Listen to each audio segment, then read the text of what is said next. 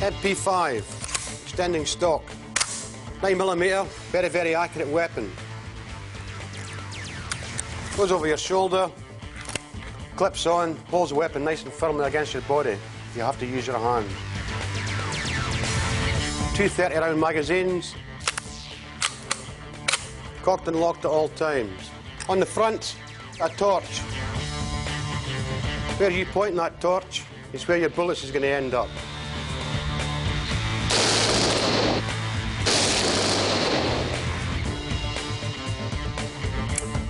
Remington 870 Magnum shotgun, 5 rounds. Piece of bunge in the end. This is carried by the person who's going to open the doors.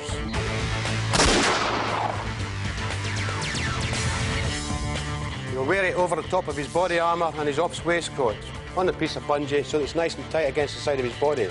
When he comes up to the door, if he has to blow the hinges off, grabs the shotgun, pulls it out, bang, door open, lets it go, and it'll immediately fall back into his side.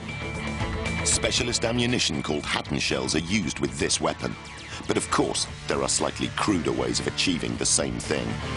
One of my favourite pieces of kit, once again for entry, door entries. Take this dynamic hammer, hold it, give it a good swing,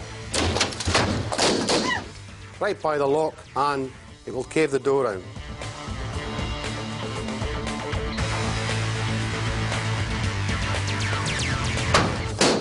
Stun grenades, flashbangs, lots of various names, but they all do the same thing.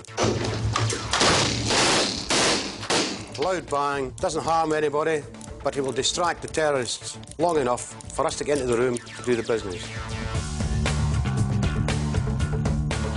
SIG SAUER P228, 9mm semi-automatic pistol. This is your secondary weapon, and it's carried in your holster. If you have a stoppage in your main weapon, you'll immediately get down on your knee, draw this weapon and engage the target. Hopefully by that time the backup man will be in and he'll be taking out any terrorists in the room.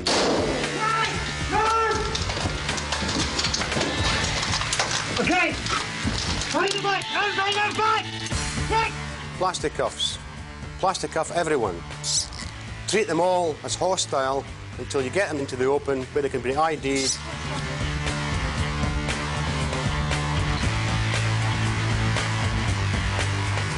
We train in this kit for months and months so that it becomes like a second skin to us. Now start secure! So that when we get called out on an operation, we can do the business without feeling restricted.